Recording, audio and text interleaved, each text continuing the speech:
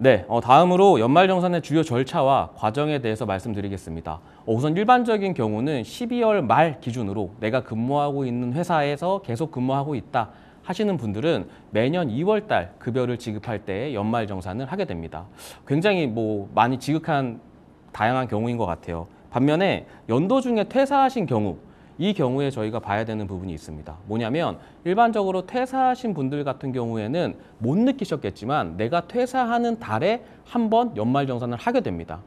근로소득 원천징수 영수증을 보시게 되면 해당하는 소득세나 아니면 지방세 납부 내역에 저희가 연말정산이 진행되었다라고 나오게 되는데요. 일반적으로 그때는 1년 동안 내가 쓴 금액이 확정이 되어 있지 않기 때문에 간이로 진행을 하게 돼요. 그러다 보니까 내가 연도 중에 한 번 퇴사를 하고 새로운 회사에 입사를 하신 경우에는 내가 전 직장에서 있었던 소득과 함께 지금 직장에서 진행을 하셔야 됩니다. 결국 연말정산은 제가 처음에 말씀드린 대로 내가 연도 중에 벌어들인 소득을 합산해서 세금 신고를 정산하는 부분이기 때문에 이게 꼭 필요해요. 간혹 어떤 분들 같은 경우에는 내가 전 직장에서 얼마를 벌었는지를 지금 직장에 알려주고 싶지 않은 분들도 덜어 있으세요.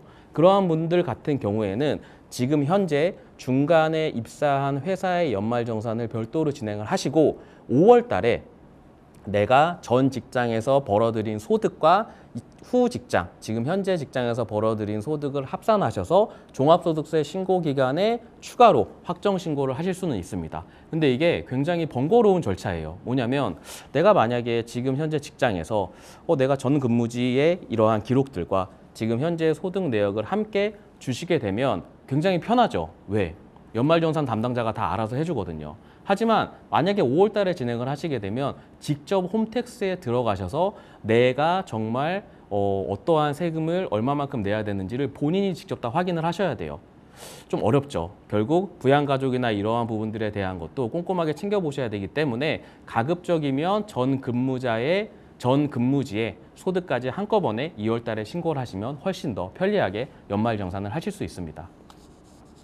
네, 휴직자의 경우에 과연 내가 연말정산을 해야 되냐, 안 해야 되냐라는 부분도 질문을 많이 주시는데요. 휴직자의 경우에는 근무하고 있는 상태죠. 단순히 내가 그냥 일정한 기간 동안 휴직을 하고 있는 부분이기 때문에 일반 근무자와 마찬가지로 연말정산을 진행하게 됩니다.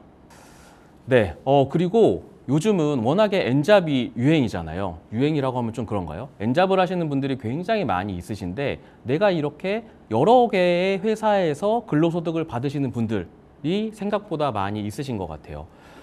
근로소득을 내가 여러 곳에서 받고 있다라고 하면 원칙적으로는 한 회사를 지정을 하셔서 내가 다른 회사들에서 함께 지급받았던 근로소득을 연말정산을 하시는 게 원칙입니다.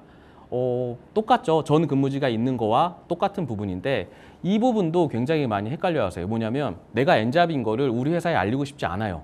이런 경우들이 덜어 있거든요. 이러한 경우에는 앞서 말씀드린 것처럼 지금 현재 해당하는 회사에서는 그냥 연말정산을 기본 공제만 해서 해주세요 라고 하면은 일반적인 인적 공제 본인만 넣어서 진행을 해주시게 될 겁니다. 각 회사들마다 다 그렇게 하셔야 되겠죠. 왜냐면은 내가 정말 예를 들면 3개다, 5개에서 내가 근무를 하고 있다라고 하면은 그 5개 회사한테 다 알리기 싫으시니까 해당하는 부분들에 대해서 다 인적 공제만 받으시고 나서 그 다음에 5월 달에 저희가 확정 신고를 하는 기간에 이 소득을 다 합쳐서 신고를 하셔야 돼요. 간혹 5월 달에 내가 실제 근무했던 내역 중에 하나를 빠뜨리거나 이렇게 신고하시는 분들이 계시거든요. 그러면 가산세가 발생합니다. 결국 이게 조금 어려워요. 그렇기 때문에 꼭 챙겨보셔야 되는 일들이 있죠. 여러 개의 소득이 있으신 분들은 꼭 해당하는 부분들을 챙기셔서 필요 없는 가산세를 납부하시는 일이 없도록 해주셔야 합니다. 내가 실제 지출했던 소득이나 세액공제를 제대로 받지 못했다라고 하시는 분들이 있으세요. 대표적으로 제가 가장 많이 듣는 질문이 월세 세액공제 혹시 들어보셨어요?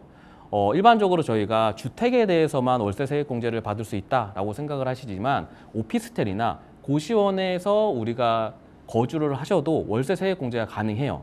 근데 많은 근로자분들이 내 회사에 내가 고시원에 산다는 건 알리고 싶지 않을 수 있잖아요. 해당하는 부분들 같은 경우에는 저희가 그래서 2월 달에 월세 세액공제에 표시를 하지 않고 내요. 그러면 이제 회사에서는 이 사람은 월세를 살지 않고 있구나라고 하고 그냥 연말정산을 해서 줍니다. 그러면 실제로 내가 더 많이 세금을 덜 낼 수 있었는데 그거를 내가 회사에 알리고 싶지 않아서 그냥 안 하는 거잖아요. 그러한 경우에도 앞서 말씀드렸던 것과 마찬가지로 5월 달에 저희가 해당했던 내역들을 확정 신고할 수가 있어요.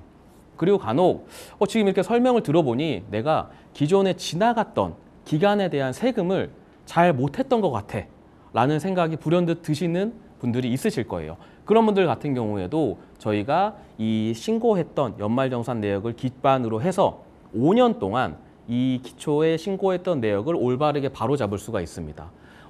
이런 이야기 많이 들어보셨을 거예요. 사업자분들이나 아니면은 프리랜서 분들 같은 경우에는 뭐 세금을 환급받는다, 경정 청구를 했다 이런 이야기를 많이 들어보셨을 텐데 근로자도 경정 청구가 가능합니다.